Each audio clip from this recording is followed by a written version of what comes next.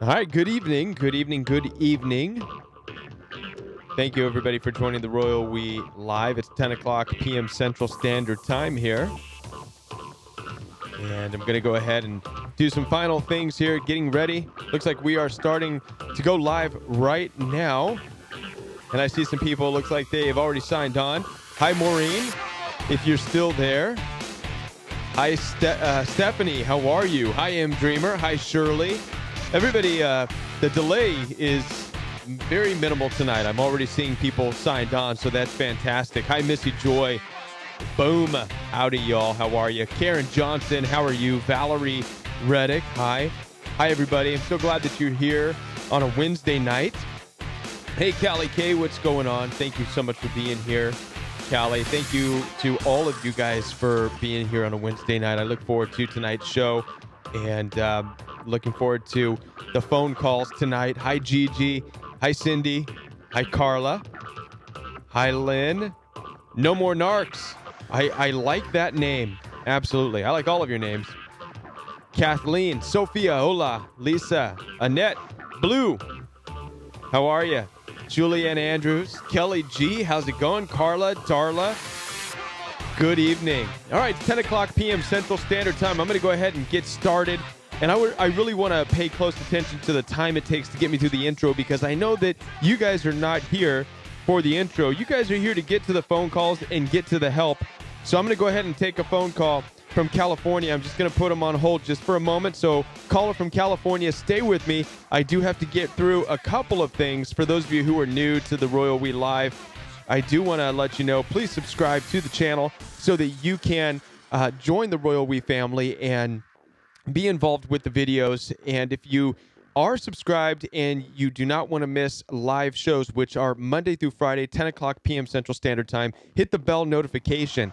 That bell notification will make sure that you are notified anytime the live stream begins. Last but not least, do connect. There is healing when you connect. So picking up the telephone and making that call is healing as you articulate your experience of abuse, of domestic situations. So it's important to connect. Not only is it important for you, but it also helps other people who are listening. So all of the Royal We family who is listening to your question, it's resonating, and you're actually being a help in their lives as well. I want to introduce the moderators for tonight. Blue is a moderator. You will see her. Blue is also a think tank here at the Royal We. So she also has the Royal We Facebook support group, which is happening in and around this show. So she'll share more about the Facebook support group with you as well. Also, moderator Taylor Zabel. You'll see Taylor Zabel. She's also a moderator. She's here to also help you with any questions and to welcome you. Justice and Truth. I have not seen her in a while, but she is a moderator. In case you see her, she will also be here to welcome you as well. Before we get into the phone calls, guys, I do want to let you know that viewer discretion is advised on the Royal We. We are talking about narcissistic abuse. We're talking about issues involving domestic violence and possibly some sexually explicit information. So this is content for a mature audience, 18 plus, guys. With that, I want to remind you that I do have a course available, and I hope that you check out the course. You can find out more about the course by clicking the link in the description box below this video. All of the things that I talk about and share with all the callers comes from a lot of the understanding that I have poured into that course. With all that said, guys, I want to thank you so much for being here. We're going to go ahead and go to our very first caller from California. Hopefully she is, or he, don't know who it is yet. Hopefully they are still there. And hello, you're on live from California. Hello? Hello. You're Yes, live. hi. Can you Hi. hear me? I can hear you. Hi, hi, Kevin. I just wanted to say, first off, this is like a godsend to me. I called you a few weeks back, even before you started this show, and you spoke to me. I think it was on a Friday night. I wanted to let you know, I want to tell my story. I recently reopened the gates of hell. Uh-oh. um, but a kind of a before story. When I talk to you, I've lost a lot. I actually was married to my high school sweetheart for 20. We were together for a long time, over 20 years, Okay. and I cheated on him with my narcissist. I ended up divorced in 2017. The Mm-hmm. narcissist eventually divorced his wife, and we were together the past year and a half. Okay. Unfortunately, I moved in with him just for a month in September. Mm-hmm. I saw his emotions going up and down. It was sending my anxiety up and down. I just Right. decided I got to leave. Right. So I had been no contact since October, and then a couple of days ago, I swear I do know I'm going to therapy. I do know my worth. I do. I know things. I know that I'm worth more than that. I know that I'm smarter than this. And I've been doing so good for 5 months, and then it's like I got possessed. No kidding. Like I got possessed, and I got it in my head. Mm-hmm. I'm gonna give him the benefit of the doubt. Maybe he's not really too bad of a narcissist. Maybe I can reason with him, and maybe we can just be friends. And I reached out to him a couple of days ago. I emailed him, and I sent him I started off the subject line with a joke about, hey, I'm 5 months pregnant, and I knew he would see that, and he opened it, and he's like, oh, you jerk, that made my heart drop, and we were cordial the first couple of times, but Sure. um, I told him, hey, I miss our friendship. Do you want to get together this Saturday? And he said he wrote back, didn't mention anything about getting together, but he said, I think about you often and I miss things. And that was kind of a main theme in the returning emails that have been going on the past couple of days. But anyway, unbeknownst to me, I didn't know that he had a girlfriend. I don't have social media at all. Apparently on his Facebook, it says he's in a relationship. And I was like, my bad. I didn't know you had a girlfriend. Well, I'm here as a friend. Take care, basically. And I ended it short. Well, he wanted to get back at me for that, for just ending it short, because he kept insisting, yeah, I've been seeing somebody, she's nice, but he kept saying, but I think about you often still, and I miss things, and he kept putting that in there, but I never addressed that part in there. So anyway, then then he he started talking about the reasons why I left, and how I said, you moved on pretty quickly. I ended up calling him today because he pissed me off in one of the emails, and he said, I'm sorry, I said that word. I didn't mean to, but he said, after you left, it was, I wanted to be happy again, and like I need a secure relationship. I was always afraid you were going to leave again. And my new girl now doesn't make me feel like that. And I got mad, and I called him, and he actually answered. And I said, you know what? Like, you left me one time too. What about those many, many times when you would get Okay. depressed All right. Let's and then let's you would let's get stop. distant? Let's stop, because I see what's going on here. I was trying to. I was listening Yeah, because I want to get to what's going on. What's going on? I'm trying to get to this yeah. point. Did you meet him actually, or no? Is it just this back and forth phone No, conversation? Okay. no, no, I didn't, because then he Okay. said, then Right. he pulled, then I got smarter, and he sent me an email saying, I have a girlfriend, but I like to be friends, but Yeah. it's No. just No. that Here. I'm Here's the thing. sexually attracted to you, Here.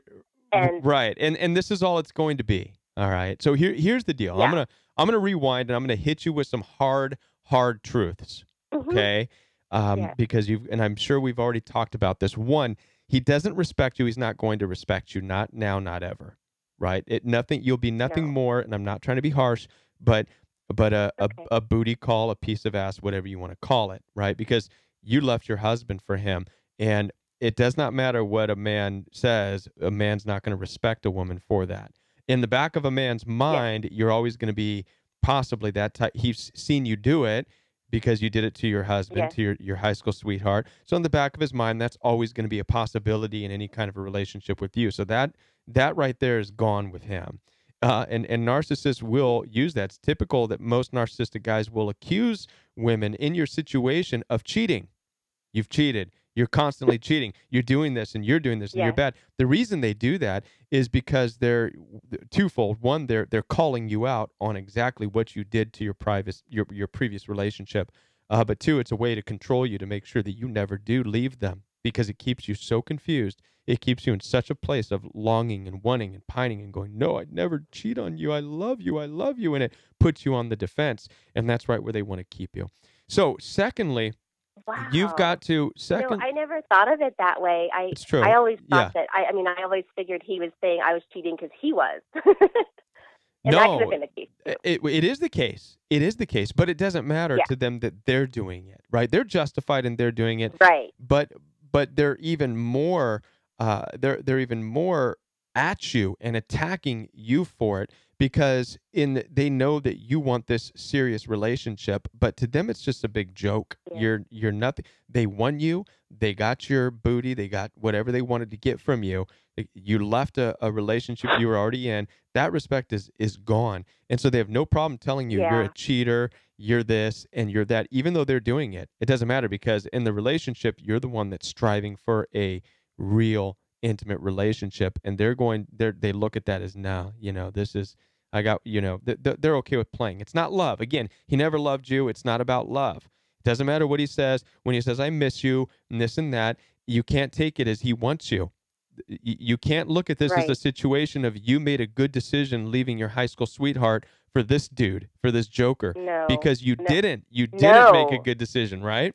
It was a horrible No. decision to make. Absolutely not. And that's why I want to tell my story. I mean, I'm sure this has happened to more than just me, but it's not worth it, guys. Like my Right. heart went out to Baseball Girl a couple weeks ago. I don't know where she's at. But even back then, before I did this, I thought to myself, that could be any one of us. It has been. It will. Sure. Hopefully, it wouldn't be. But I did the exact same thing. I You're fell not the right into the first. trap, and I remember I Yes. cried. You're not the first, you're not the last, hon. And I've talked to women who were actually in the process in a different state with somebody, while their husband was back in another state, and they were complaining to me about the narcissistic abuse they're enduring with this guy on the side.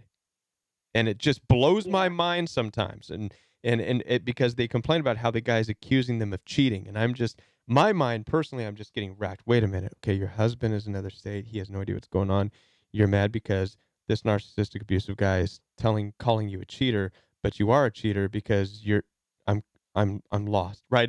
But I get it. But I Yeah. understand it from the point of wanting and desiring this person who's doing nothing but using you and putting you down, and before you know it, you're locked in. And this is what happens. You get locked in as a Yes. person on the defense, and it no longer becomes an issue of you really loving the person. It becomes an issue of you trying to prove yourself to the person, because you're on the defense, and now you Yes. want to prove, no, I'm a Yes. good girl. Let me prove it to you. I'm a trustworthy woman. Yes. Let me prove it to you. And you're willing to do anything. Doesn't matter how grotesque it is, you will bend over backwards, forwards, every which way to prove that you're not a bad person. And the narcissistically abusive person is just enjoying that supply and eating it up and not caring one bit about you. Right. It's very sad, very scary, and it's a Yes. very deep, And dark hole that you can fall into. Right. no, it is. And guys, like it's I haven't felt this crappy since last year, since before I left, and I Mhm. regret even reaching out. I just thought I'd give him the benefit of the doubt. Maybe I could talk some sense into him and No. just talk Yeah. stuff happened. But I mean, he's telling me he has a girlfriend, but he told me almost before we hung up, he says, well, you can still email me if you want or message me. And he goes, you want to do that? I'm like, no, because I feel bad because if I was your girlfriend and I saw the messages you're sending me saying, oh, I think about you every day, and I Exactly. have been there. He did show me his phone one time, and he was texting other girls. Sure. And at that time, he was like, oh, that stuff doesn't mean anything. And I believed it. So this is my final question for you in this What he's situation. telling me doesn't mean anything Right. today. This is my final question for you in this, right? You've got to figure out a way to end this up, and I hopefully this will do it. This will end it for you. I want you to start to think about this person being the man of your life. And I say this time and time again, but can you really see him as the man of your life? Can you see yourself building a home with this guy? Can you see yourself I mean, can you No. see it? Can you see him fathering your children? No. Can you see that? No, and Okay, I haven't even seen him since October. I haven't been. It's not going anywhere. So But stop even texting him and stop even calling him. It's a waste of your time. All you're seeking is that validation of you. You want him to say he messed up. You want him to take the fall for you leaving your husband, and you can't do that. Okay, you're gonna have to suck that up, no, actually, right? I don't. The whole time we were together, he probably just kept trying to manipulate me. But he's like, Des, I feel guilty that about your situation. And I kept telling him, no, it wasn't. It was my choice, Right. and just. But really, Well, it good. wasn't. My friends are all saying, it takes two. Like he It had something to does. do with it too. Even my own ex-husband told me that. Of course. Of course. He said it wasn't just you; it Right. was him Right. too. It I takes mean, not it to takes blame two. off me, but It takes two. Right. But again, I'm just saying from the point of view of the fact that you're still text messaging him and the way in which it went, how you got mad, how you got angry, how you wanted to call him. There's still that unresolved. There's still yeah, that I left my husband for you. I made some bad decisions, right? You have to let that go because all you're doing to the narcissist is you're feeding him. You're getting him one step closer to, yeah, I wonder if I can get this, if I can go over to her house and have my way again. I bet you if I say things right, I can do that. yeah. And so you've got to stop that. No, You've got to, yeah. So you've got to ditch that. You're never going to get any kind of an apology. You're never going to get anything. The only thing you're going to get from this Joker is what you already got. You've got to get that set in your mind and leave it at that and move on with your life. As difficult as it is, you pick yeah, up those broken pieces, find the forgiveness, keep sharing, stay in the community where you're just receiving that love and build yourself back up, right? yeah. Well, thank you guys. I fell off the wagon, but I didn't meet him. I'm not going to. It's just it. There's no there's no friendship there. I feel stupid now. So guys, don't do it. Good advice. Good advice. Thank you. All right. All You're right. welcome. Thanks for calling Bye. in. Bye. Uh-huh. Bye. All right, guys. The phone line is back open. And I know that, in that particular phone call, there's some harsh things that it may have sounded harsh, but there's a lot of truth in a lot of that, a lot of the understanding of respect, how narcissists, if they lure you in, they get you to lower your integrity, they get you to lower your guard, you lower your boundaries in any way, shape, or form. And it can even be small stuff. Let's say you don't drink and then all of a sudden you're drinking with them. They will use that as any reason to start to put you down, to make it seem like they can mistreat you, and it's deserved, it's justified, right? Because after all, and you'll hear narcissists tell you this: you're no better than me, you're no better than who, you know what I mean? And they almost say it in a way that they want to keep you down beneath them, right? And so this is why it's super important for us to get to this place where you stand on your own 2 feet. We all do. Stand up, make the best decisions that we can in our life, looking at the circumstance, looking at the situation, because we have to understand that we are accountable for our decisions. We are accountable for the decisions we make in life. We can't put our decisions onto anybody else. Got a phone call from Michigan. Thank you so much for calling. Hello, caller from Michigan. Hi, Hi. hi, Kevin. This is Hello. This is Hello Kitty. Hi, Hello Kitty. How are you? Perfect. What's going on? Well, I've been wanting to call in for some time. I'd like to hear what my voice sounds like. Do I'd you? like to hear. Well, when you watch it back, you can hear it. I will. I turned it down so there's no feedback. So I get to see you, but you can't see me, which is Good. probably good. It doesn't matter, it seems to me, what stage of life I'm in. But currently, the past 20 years, I've been with a wonderful man. Let's just put that out there. So I'm in a good place. Okay. What I'm left dealing with is my narcissistic mother. Uh-oh. Don't know what my father really is, and the whole triangulation. I'm the scapegoat one. So Okay. it started from birth, and then went on to my first marriage, who I think it's part of proving the good girl, like you're trying to prove to your parents, I'm good. I'm, and they don't see it. Then so you're trying to prove it to the next person, and they don't see it. And so that was 14 years. So I relate to the people that have been married to the narcissist. And then after that, I left that marriage and got into a worse situation. And this is the part that scares me with some of the people that I talk to, because I'm using an anonymous name right now. Okay. I feel so nervous Why? because I feel like at times I feel paranoid that these people are still trying to mess with my life. You're talking about your parents? Parents, yeah. Okay. But So because let me ask you the other people, let me ask you, you've been married before, right? So this is your second marriage? You're on your second marriage? Third? yes, Your second marriage? it's my Okay. second marriage. Okay. So how is your marriage? How is your marriage doing? I would say this is the best place I've ever been in, because he allows me to speak. He allows me to share my thoughts, my opinions, and there's a mutual respect and growth. What do you feel like What you're missing? from my marriage, Yeah. Honestly. I don't think that I'm missing from my marriage. Okay, go ahead. I was just going to say that some of these people, these narcissistic people, I wasn't aware of this whole thing. I mean, I'm 57 now, Mhm. so we're talking from a family situation I left at 18 to my father when I was in high school, making me put cornstarch on his private parts, to I got to get out of here, Okay. to let's move on.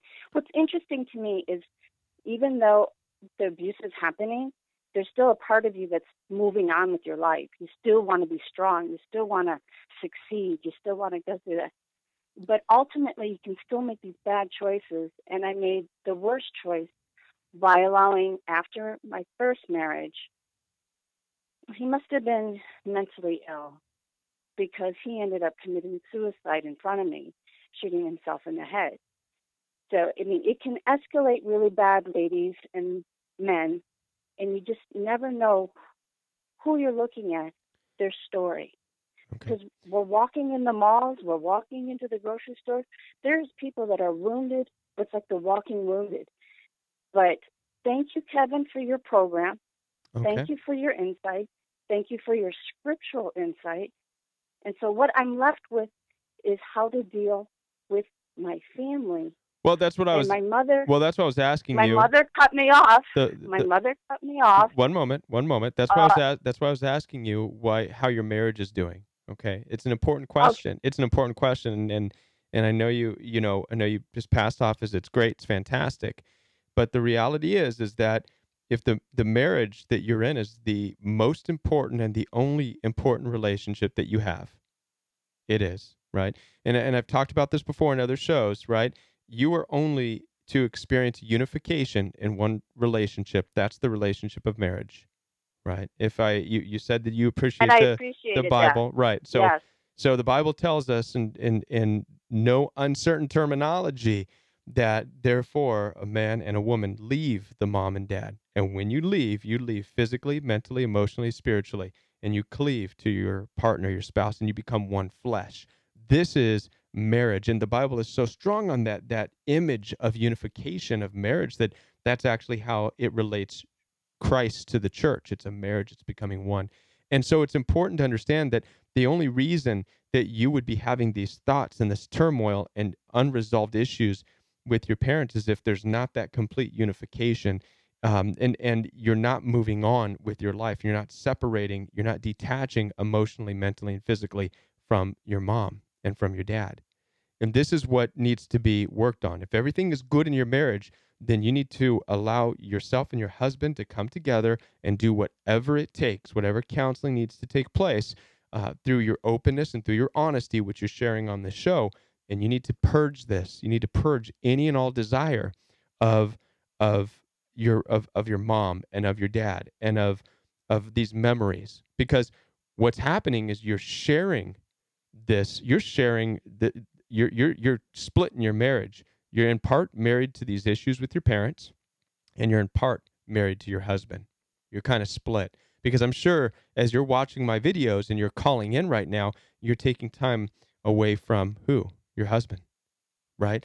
And so this is why you've got to this is why you have to figure this out. Now, if there's something missing in this marriage that you need to work on, then I would encourage you to work on that. In other words, if there's something that is not letting you feel completely unified, you're missing something, then that would be a reason why you're leaning towards trying to resolve all these issues with your parents, right? So the first thing I would suggest is to work on your marriage. Quit talking to me.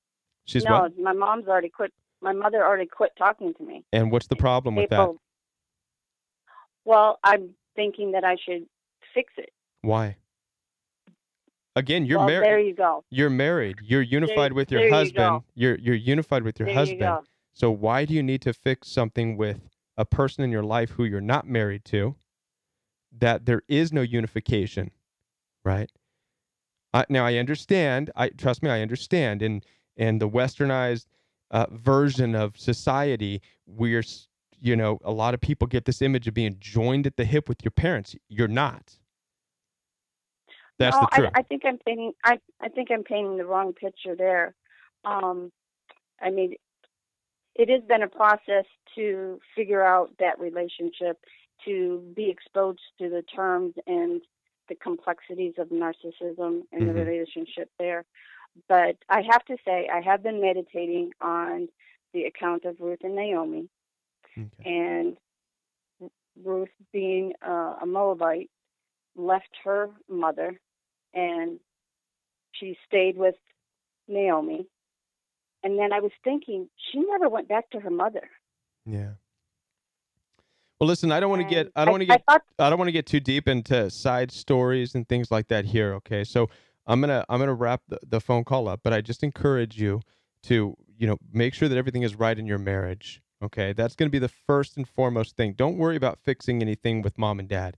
That's not where your unification. Well, that's not where your unification is. That's not the relationship you need to worry about. If you're married, you need to focus on that relationship. That's your unification. Everything could fall apart in this world, but that's the relationship. That may be all you have left. And so that's where you need to work on your unification. So that's my encouragement to you. That's and I'll let you go with that, is let that relation. You don't need to fix anything with mom and dad. They've made their choices. They've lived their life. It's not your job or your responsibility to fix that.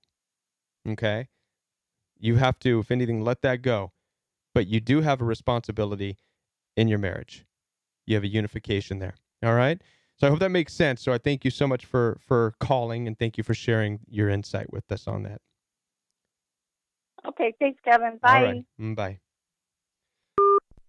It is difficult when you're dealing with parents, and I have time for one more telephone call. We'll take one more. I'll put the telephone number up there. It's scrolling at the bottom of the screen. It is very difficult with parents, especially when you are raised around, when you're raised in an abusive environment. If your parents are very narcissistic, if there's a lot of abuse that takes place in the home, you can actually be raised up to feel like you have got to be somehow still a part of all of that and fix it, and you don't, right? That's not your job. It's not your role in this life.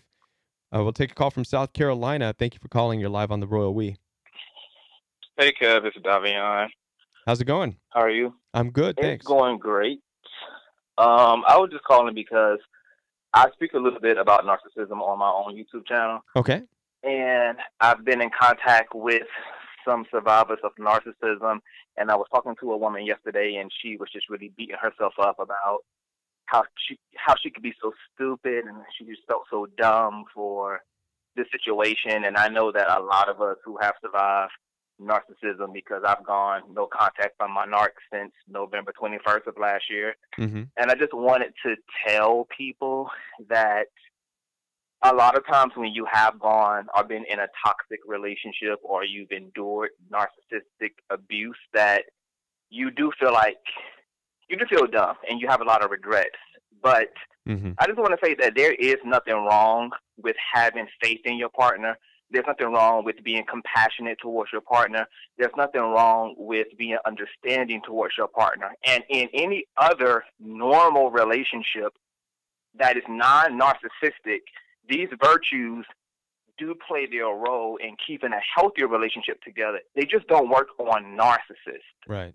That's right. And so I don't want people to start demonizing these loving virtues because the relationship to the narcissist went completely left and got flushed down the toilet, because these people are more like reprobates and they really don't need lovers. They need help.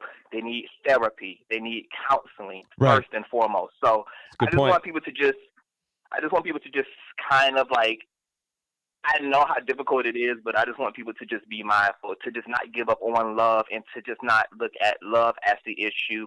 And experiencing a narcissism is all about just raising your awareness so that you don't love the wrong person the right way again. Right. So Right. just being mindful of the traits and the attributes to look for, and just being really prayerful and really discerning of who you decide to date in your own dating practices. But I just kind of wanted to just keep people encouraged, because I see a lot of times people do start to get negative toward the idea of love, and they give up on these things that are necessary to sustain a healthy relationship, because obviously a healthy relationship does require trust and giving and sacrifice, and that is supposed to be reciprocal. And people, when they endure something this dramatic and profound, it's so disappointing to them that they don't make it about the narc. They make it about the love itself. And I feel like that's Right. kind of the error in it. So I just wanted to just add that. Awesome. That's powerful insight. It's very powerful. And thank you for sharing that. And it is very well spoken. You know, I don't think it could have been said any better. It's interesting that you said that narcissists need help. And I caught that in there. You know, we're in one of the things that I try to get a lot of empathic people to understand is that if empathy is a gift. I strongly believe that empathy is a gift. It's something that you have, and a lot of people are here, and I'm sure a lot of the people you talk to too are true empaths. And the love that an empath can have, and the desire to help people that that an empath can have, is the perfect recipe for getting destroyed by a narcissist. Because if that gift of empathy is not guided in the right way, in other words, if you're not disciplined and learn how to use your gift of empathy, uh, in helping people and in helping others in a safe way, then you will find the narcissist, or the narcissist who is broken and needs help will find you and will mooch off of you and begin to deplete and suck off of your ability to be empathetic and helpful and loving. And it will over time destroy you, because the gift of empathy is not meant to just be used in that intimate setting, right? If it wasn't for empaths, there wouldn't be shelters for homeless. There wouldn't be, you know, food places. There wouldn't be all this stuff. You know, this stuff exists because of empaths in the world. But if it's not guided towards something, you will start to find these broken people and say, well, I can fix this person. And before you know it, it's all enmeshed with intimacy and with lust and with sex and with this stuff. And it gets that gift of empathy gets really skewed, and it starts to get really bad. So, yeah, but I appreciate, you know, Can I just you add calling. something to that real quick? Sure. You definitely just nailed that. And I always tell people that you can have the gift of empathy, but if you are if you are a unconscious empath, you're gonna walk and probably intersect with a narcissist. So raising your level of self-awareness, That's getting it. very studied in this area That's is it. really important. And this is why we have to really be forgiving of ourselves as empaths, because it's not like we're born into a culture that just educates you out of the womb about these type of dynamics and Exactly. relationship dynamics and So the empathic ability. Yeah, so the guidance isn't there. That's the key. So many of us have gone through this in these abusive relationships because we were never guided in what our gift of empathy is really truly for. And so we got wrapped up with the wrong people thinking that, well, I could just deal with this person and fix them over time and develop these strong emotional attachment to them. And then boom, we're ruined, because that's not what the gift of empathy was for. You don't mix the gift of empathy with intimacy, but yeah, very powerful. I'm glad you called. Yeah, thank you so much, and just God bless you for all that you do. And I'm going to shoot you an email, because I would love to, at some point, if possible, to just do a collaboration with you, or just have you on my channel and interview you and just have you speak to my audience about this. I always kind of shout you out and let them know who I'm listening to as it relates to this. And but I'll shoot you an email and just email me. Talk to you there. But just thank you so much for all that you do. Right on. Thank you for calling. Appreciate it. You too. Bye-bye. Bye. All right, guys, we're going to go ahead and wrap up the Royal We Live tonight. Thank you guys so much for being here. We had a lot of good calls, and it was a powerful episode tonight. I'm so thankful for all of you being here, and I look forward to talking with you tomorrow night. So if you didn't get in on the phone calls tonight, we will be back tomorrow night, 10 o'clock p.m. Central Standard Time. So you can go ahead and call tomorrow night and get on that way. I want to thank you guys again for being here. I also want to one more time point out the course. If you are interested in healing from narcissistic abuse and understanding the Royal We perspective as far as healing and acceptance and understanding of it, then I encourage you to check out the course. The link is in the description box below this video. Simply drop down that description box. You'll see the link there. Click on that. It will take you to the Royal We course page. And through that course, I work more one-on-one with you. I through a counseling session with the course. So with that, guys, I want to thank you guys for being here. Thank you guys so much. Thank you to the moderators. Thank you, Blue. Thank you, Taylor. And I believe I saw for Justice and Truth, I believe she popped in there tonight. Thank you for popping in there as well. I want to thank all the telephone calls tonight, and we will be back tomorrow night, 10 o'clock p.m. Central Standard Time, right here on the Royal We Live. Thank you, guys. Have a great night.